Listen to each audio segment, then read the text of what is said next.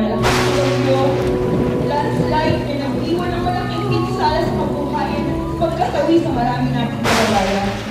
Subalit tayo hindi mapatinag sa mga pagsubok nito dahil tayo ay Pilipino.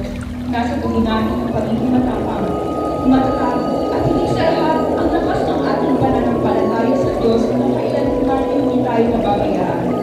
Nananalig tayo sa ating mga tubong pagiging matulungin, kapagkalinga at pagmamahal sa ating tao. Kaya naman lahat ay ating kakalanin. Sabay-sabay tayong tumangon para maging ang bagong umaga na may pag-asang kaya natin. Kakalanin natin para sa ating pamilya. Sama-sama natin sasalubungin ang Pasko na hindi sa mga labi. May bagong pag-asang babangon tayo na mas matibay, malakas at buwang loob sa lahat ng hamon dahil tayo ay isang Pilipino.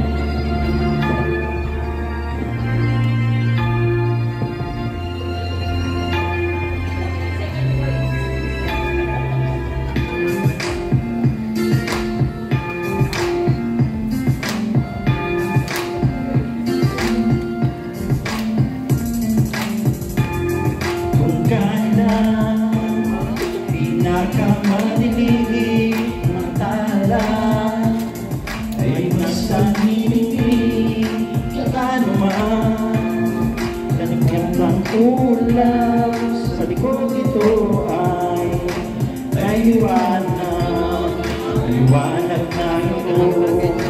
Nasa sinahan, may sinagang mga pusong bukas. Sa init ng mga yakap, maghihilo lahat sa sulat. Hindi nitong ilaw, walang iba kundi ikaw. Salamat sa liwanag mo, muling magkakakulay ang Pasko. Salamat sa liwanag mo, muling magkakakulay.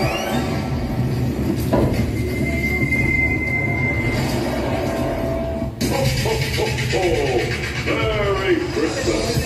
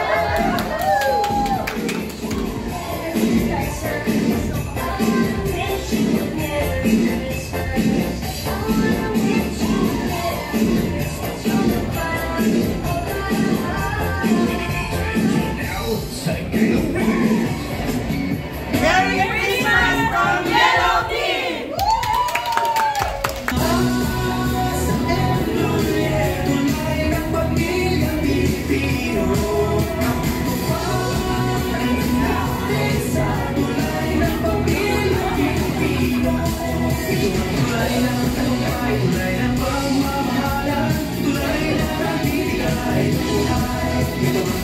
iyong pangalan.